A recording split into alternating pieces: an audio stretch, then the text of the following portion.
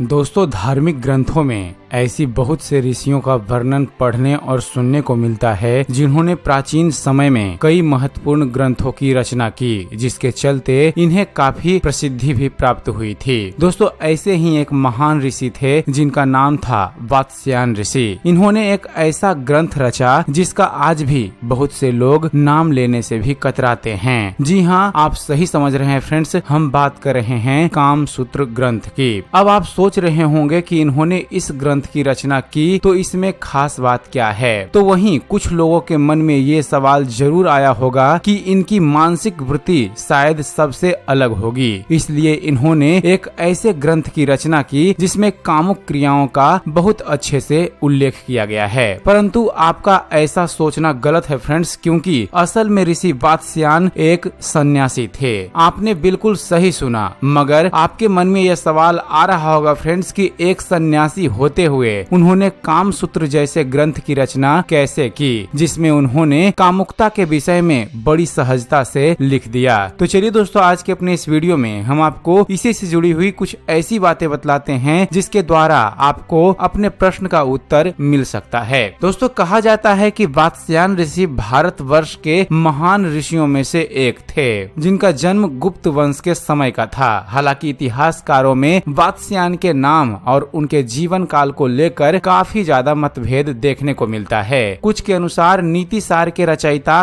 काममंडक, जो कि चाणक्य के प्रधान शिष्य थे, वही वात्स्यायन ऋषि थे। तो वहीं सुबंधु द्वारा रचित वासवदत्ता में कामसूत्र के रचनाकार का नाम मल्लनाग बताया गया है। इसका अर्थ इनका एक नाम मल्लनाग भी था। चलिए फ्रेंड्स, आपको ऋषि वात्स्यायन के बारे में थोड़ा विस्तार से बतलाते हैं। दोस्तों, महर्षि वात्स्यायन भारत के प्राचीन कालीन महान दार्शनिक थे।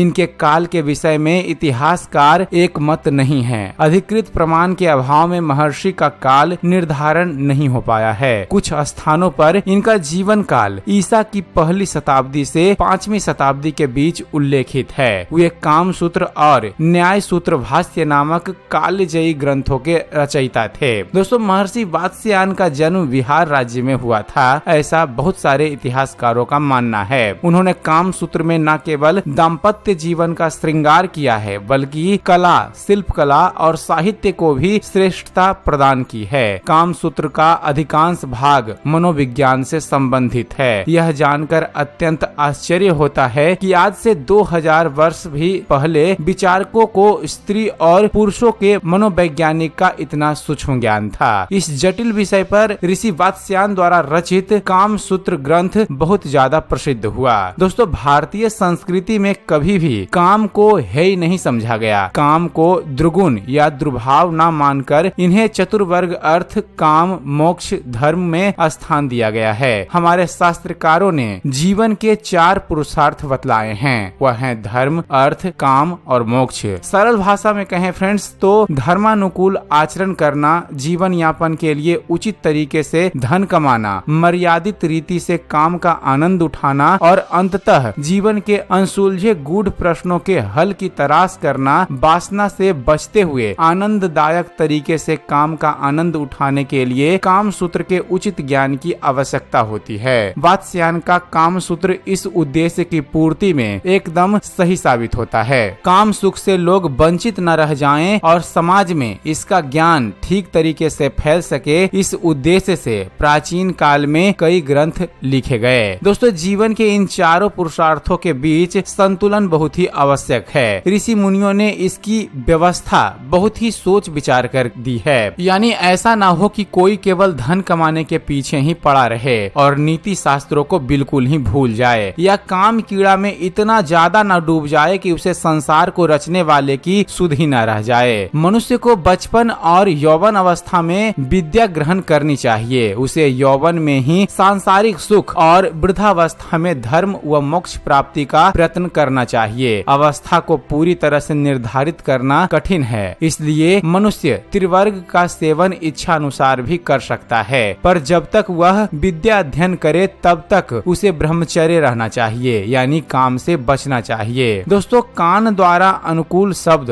त्वचा द्वारा अनुकूल स्पर्श, आँख द्वारा अनुकूल रूप, नाक द्वारा अनुकूल गंध और जीव द्वारा अनुकूल रस का ग्रहण किया जाना काम है। कान आदि 5 ज्ञान इंद्रियों के साथ मन और आत्मा का भी संयोग आवश्यक है। दोस्तों, ऋषि वात्स्यायन के बारे में आपको और जानकारी दें तो महान रचनाकार ऋषि वात्स्यायन ब्रह्मचारी तथा एक सन्यासी थे। इसके बावजूद भी उन्हें कामुक विषय की गहन समझ थी। ऐसा कहा जाता है फ्रेंड्स कि ऋषि वात्स्यायन ने कामसूत्र वेश्यालयों में जाकर देखी गई मुद्राओं को, नगर बधुओं और वेश्याओं के अनुभवों को लिखा। कामुकता विषय को उन्होंने कई नए और खूबसूरत आयाम दिए हैं। बताया जाता है कि बनारस में लंबा वक्त बिताने वाले वात्स्यायन ऋषि बहुत ही ज्यादा ज्ञानी, दार्शनिक और चारों वेदों के ज्ञाता थे। इनका मानना था कि कामुकता के विषय पर खुलकर चर्चा होनी चाहिए। वो कहते थे कि इनकी अनदेखी नहीं की जानी चाहिए। इसी उद्देश्य से ही उन्होंने इस किताब या ग्रंथ की रचना की थी। इन्होंने अपने ग्रंथ के माध्यम से इस बात को सुनिश्चित करने की कोशिश की कि लोग इस संबंध में बेहतर जानकारी हासिल कर सकें। आपको बता दें कि वास्तव में अगर काम सूत्र को सकारात्मक रूप से देखा जाए फ्रेंड्स, तो ये बेहद ही आनंददायक